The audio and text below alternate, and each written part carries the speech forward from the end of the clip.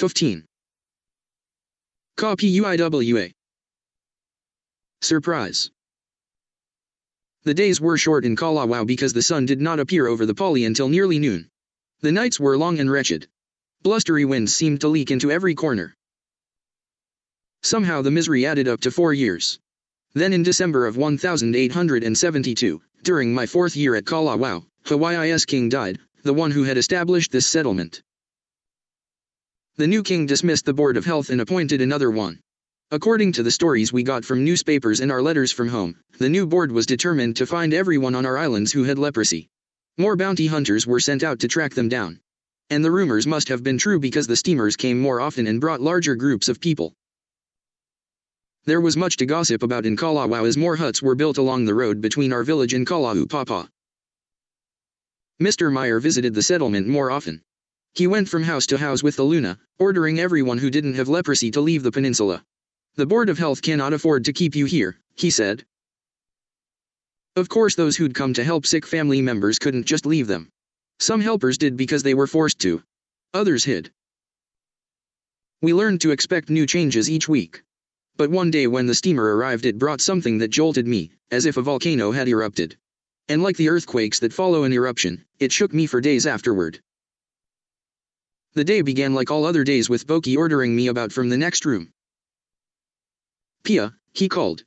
Come here. Pai Boki interrupted himself with a gurgling cough, an insistent noise that interrupted my sleep. I shook my head, trying to bring myself awake. I pushed back my blanket and stumbled into his room. Boki lay in his bed, coughing too hard to yell. But his sickness did not stop him from being demanding. Water. I reached through his window and dipped a tin cup into the rain barrel that stood under the eaves. I carried the cup to Boki and waited for him to stop coughing. Then I turned to head back to my own room. Stay, he croaked. I stopped in the doorway and wished that I'd poured the water over his head. I felt myself going back to sleep there on my feet. But I pulled myself awake and went to my own room for my blanket. Then I came back and lay on Boki's floor. I wondered if Boki was dying. He'd been coughing for months, and I'd tried to heal him by making tea from mamaki leaves. But I couldn't tell if the tea was helping. There'd been so many times in the last 4 years that I wished he were dead. Now his death seemed almost within my reach, and suddenly I was worried. How could I survive without Boki? Water, Pia, water. I drifted off to the sound of Boki calling. But I didn't get up. I settled into sleep and watched as he lay at the edge of a boiling volcano. Gleaming red lava splashed onto his flesh. He screamed and pleaded for relief. I stood just out of his reach with 2 shiny buckets of water. Boki reached with desperate hands. But when he did, they were not his hands, they were the strong hands of a healthy man. I looked into the man's face then and saw 2 bright eyes. It wasn't Boki after all. It was Kameka. He wasn't lying down as Boki had been. He stood on the rim of the crater with Pele's fire glowing along his body. Kameka's hair was long and curly and edged with fire. His face was covered over with smiles. Pia, let's go for a swim, he said. Suddenly I felt my power. Kameka wanted my friendship. But I did not want his. I looked at him and smiled a slow, taunting smile. Then I poured the water down the side of the mountain and watched it turn into a cool stream. It rippled over the rocks like an old song. But it was not a happy sound. Swim by yourself, Kameka, I said. I will never swim with you again. The volcano erupted then and shook me awake. Boki's hand was hot and shaky on my shoulder. Water, he demanded. I jumped to my feet, surprised to realize that Kameka was only in my dream. I filled a cup with water and held Boki's head while he drank it. The moonlight had disappeared into the misty layers of a Kalawao morning. I heard a voice outside. Sail ho. It's boat day. Kala'upapa landing place. It was Aloy running the paths of Kalawao with the announcement. Sometimes I wondered how the people managed here before he came. If the seas were calm the boat arrived close to Kalawao. But when they were not, it unloaded at Kala'upapa, on the healthy side of the peninsula. With Aloy calling out the location, I could be sure to go in the right direction. Boat days were the only times we were allowed to go to Kala'upapa. And even then we had to stay away from the villagers.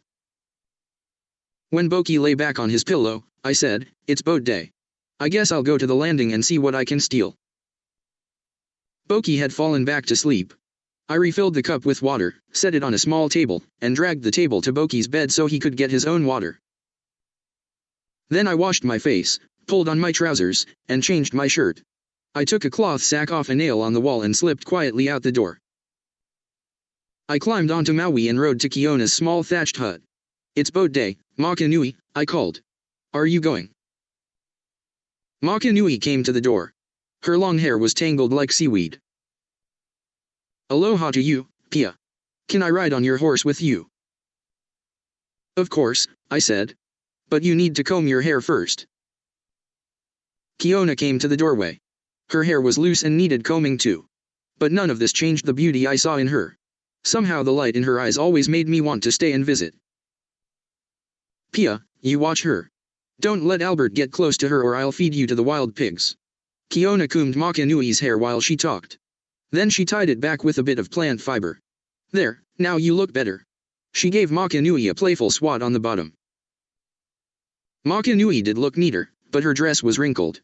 It was the same one she'd slept in, and one of the buttons was missing. I wished I could go to the marketplace and buy her a new dress. But there was no market in Kalawao. And I had no money. I hoped her family would send her some clothes on this shipment.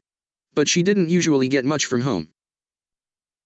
Watch for a box with my name on it, said Kiona. My sister is sending me coffee and newspapers. I helped Makanui climb up behind me. She wrapped her arms around my waist, and we headed across the plain. I can't see the boat, said Makanui. That's because it's foggy. But how do you know it's there? Because Aloy said so and he knows everything about this place. Does he know who's coming on the boat today? Nobody knows that.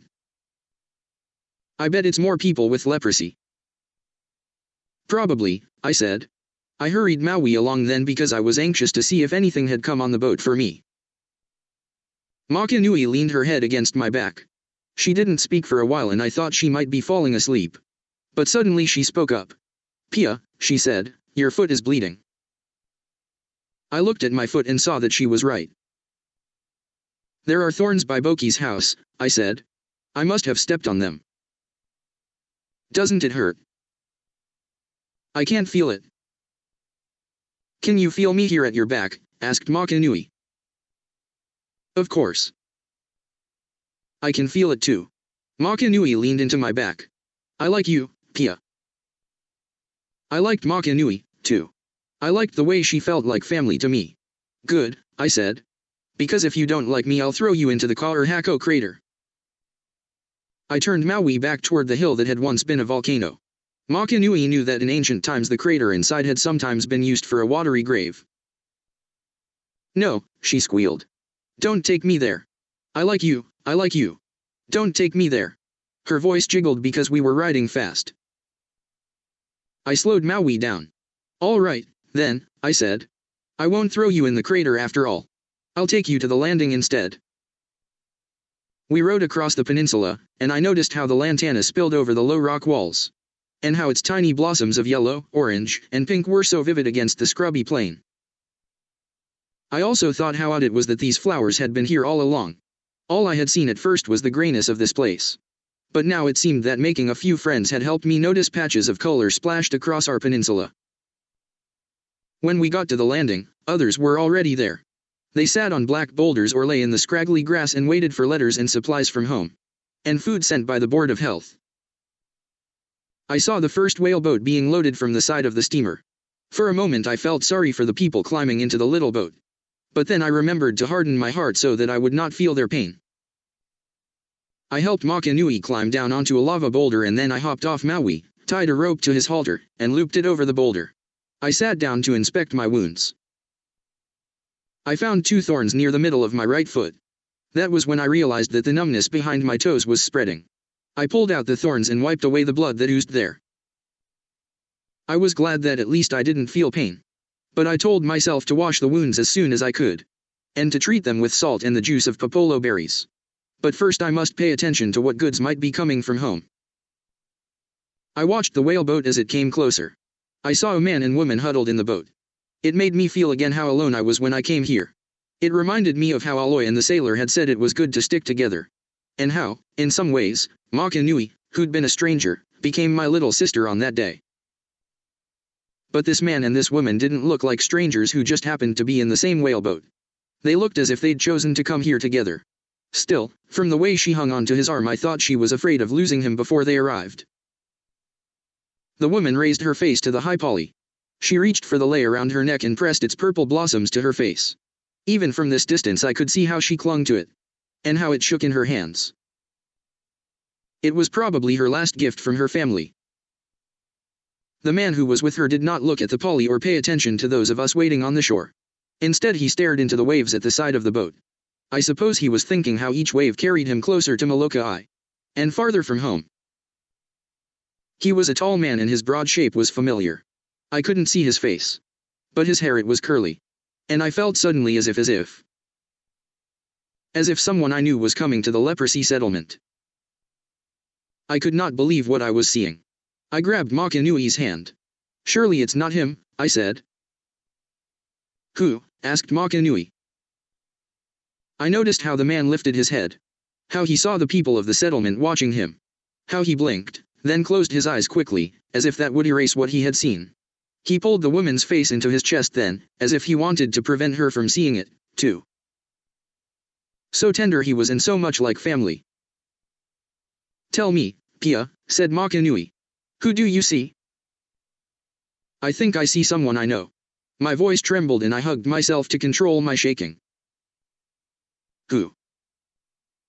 Maka Nui tugged at my arm, demanding to know what had disturbed me so. KK Kameka, I said.